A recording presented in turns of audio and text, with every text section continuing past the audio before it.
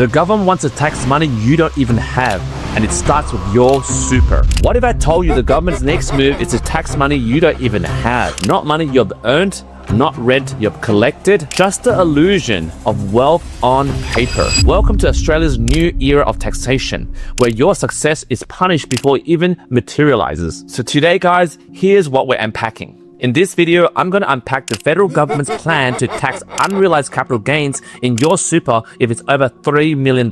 We'll cover why this isn't just about rich people and how this could set a dangerous precedent for investment properties and beyond. I'm serious, guys. This is the slippery slope of taxing paper gains. And in this video, this is what you actually need to do to protect your wealth. And I'm doing all this in the most cheekiest, realest, and most brutally honest tone you'll hear from any broker. And guys who've been following this channel for a very long time, you know I always deliver. Right now, guys, we're gonna look at how you're being taxed on money you don't even have. Now pause for a second. Imagine being handed a tax bill.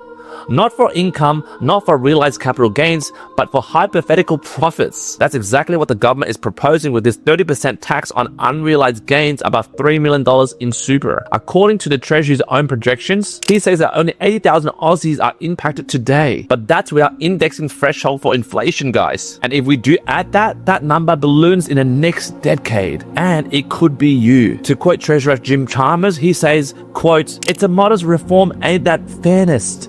End quote. And if you want to know my opinion, I'm calling this modest.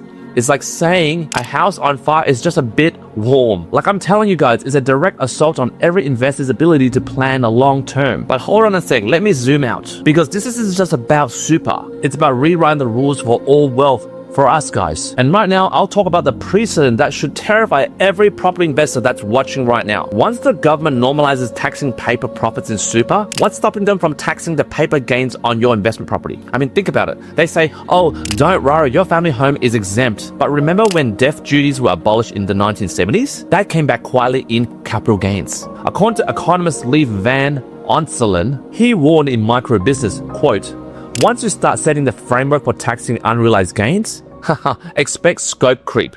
End quote. And guys, this is my take. This is the Trojan horse, guys. They built the infrastructure, they just haven't pointed it at your house yet. So guys, you're watching this, if you only think this only affects the people with too much money, think again. This is where I talk about that it's a tax on inflation disguised as fairness. And look at this, the $3 million cap isn't indexed. That means inflation quietly pushes more Australians into the tax trap over time. According to the ABS, Australian Bureau of Statistics, median Sydney house prices rose from $636,000 in 2013 to $1.16 million in 2023. That's an 82% increase, guys. So yeah, that $3 million balance, that doesn't sound as far-fetched as you think, guys. According to Labor MP Andrew Leigh, he defended it as, quote, "We're closing loopholes for ultra-high net worth individuals," end quote. My take, nah mate, you're closing the loop around middle-class Aussies trying to retire without eating baked beans at 70 years old. And guys who are watching this, do you know what the punchline is? You don't even get the money, but you still have to pay up. And right now, I'll talk about how you have to sell or borrow just to pay the ATO. And you'll be scratching your head, Q, what do you mean by that? Well, let's just say your SMSF owns 2 properties that go up by $500,000 in value. And you haven't sold them yet. You haven't cashed out. But now, under the new proposal, you owe tax on that $500,000 like it's cold hard income. So what do? Well, you sell the property early, right? But in the midst of that, you lose the compounding growth. Or you borrow, take on unnecessary risks, or pull money out of your super, which defeats the whole point of super, just to avoid that new proposal. According to AFR, the Australian Financial Review, John Coho, he wrote, quote, "It's likely to trigger unintended consequences like asset sales or liquidity stress," end quote. And guys, my view is this is financial gaslighting. You're sold to save, build, invest responsibly, and then get punished when you actually do. And if you feel yourself getting angry at the moment, like your fist is crunched up and go, oh, I hate the government, here's where it gets truly insane, guys. The insane part is figuring out how much you owe the ATO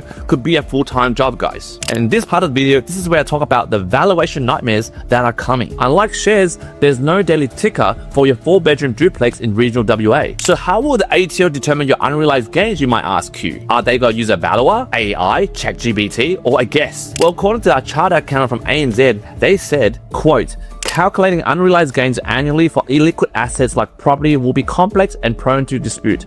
end quote. It's really like getting taxed on monopoly money, guys. Except the ATO holds the dice and the game board. So right now, here comes my roast. Let's be real, guys. This isn't about fairness. It's about control, cowardice, and class warfare dressed up as reform. According to Jim Chalmers, he's selling this like a Robin Hood tax. But let's not forget, he's backed by a parliamentary pension he'll never be taxed on. That's right, guys. The same politicians pushing this super tax won't feel a thing. Their defined benefit pensions are locked, loaded, and inflation-proof. Meanwhile, for us losers out here, you're being asked to cover up tax on paper gains from assets you haven't sold yet. And right now, there's these Instagram finance gurus you see all over the TikTok or IG or YouTube, probably including myself. You know, the ones with the fancy lighting and the red light that highlights my hair at the moment. That's right, guys, I'm also roasting myself. Those are the people who are talking at the moment on this platform with zero license in terms of financial advice. Again, this is not financial advice, but they're yelling on top of their mountain, oh, just set up a trust to avoid all this. Yeah, it sounds easy, you finance gurus, zero asset license, as if navigating trust law, tax compliance, and SMSF restructuring is fun. And spoiler alert, it's not, guys. And that's why I'm not giving financial advice. And the ATO has an entire division designed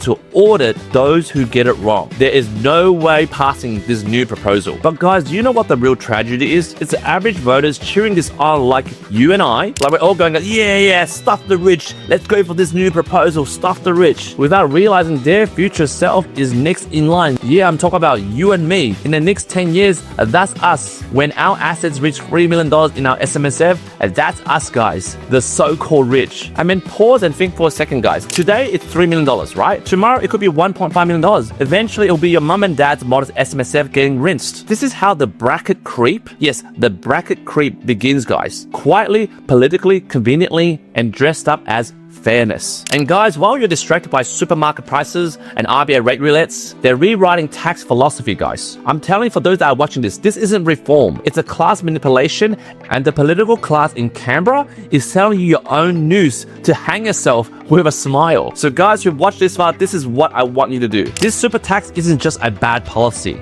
It's a philosophy shift. It's practically like a warning shot that no wealth truly is safe in Australia, no matter how responsible or strategic you are. So ask yourself, guys, do you want to stay in a system that punishes prudence, or do you want to learn how to beat it? I suggest you either book a 50-minute strategy call or a 60-minute deep dive to design a holistic lending solution for you to buy the properties right now to build out your property portfolio before this proposal gets out of hand. I want to introduce you to my financial planners, my accountants, and also my respected buyers agents to help you build a property portfolio that is stupid-proof from these pollies in Canberra. Other than that, guys, if you love this video, hit the like button, hit the follow button, hit the subscribe button, smash the share button, share it to your mates who need to know about this dumb policy that's been introduced at the moment. Thank you for watching another episode of That Property Roast, and I'll see you in the next few days.